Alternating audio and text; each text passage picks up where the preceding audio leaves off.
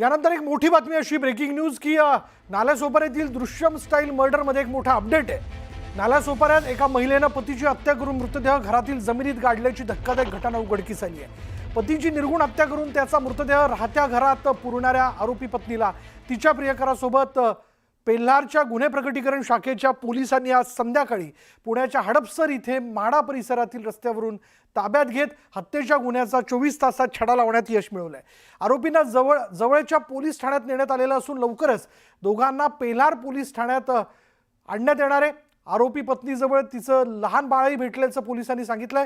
एखाद्या चित्रपटाप्रमाणे हत्येचा गुन्हा करणाऱ्या आरोपींना पकडण्याचं खूप मोठं आव्हान पेल्हार पोलिसांसमोर होतं।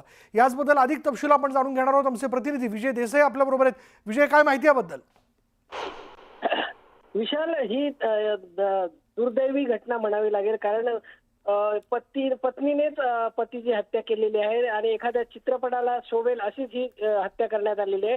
आणि ही हत्या केल्यानंतर त्याचा जो मृतदेह होता तो त्यांच्या रूम मध्येच एक खड्डा खोदून त्या ठिकाणी पुरण्यात आला होता आणि हे दोघेही जण फरार झाले होते। कारण या ठिकाणी जे विजय चव्हाण यांचे भाऊ आहेत हे दुसरीकडे राहत होते, त्यांना पैशाची गरज होती म्हणून त्यांनी आपल्या भावाला फोन केला होता। तेव्हा त्याची वहिनी जी आहे कोमल चव्हाण ही त्या ठिकाणी होती आणि तिने सांगितलं की भाऊ कुठेतरी बाहेर कामासाठी गेले, त्याला यायला वेळ लागणार आहे आणि 2-4 दिवस तो येणार नाही असं सांगून त्याच्या धीराला असं सांगितलं होतं।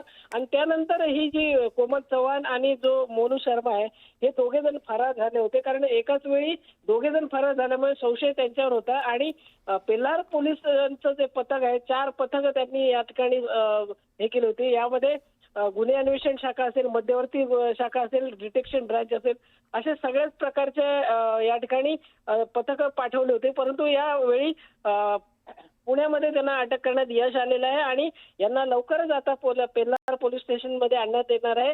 त्यांनी ही हत्या नेमकी का केली आणि हे हत्येचं मागचं नेमकं काय कारण आहे हे आता आल्यानंतर समजेल। विशाल, धन्यवाद या सगळ्या तपशिलाबद्दल।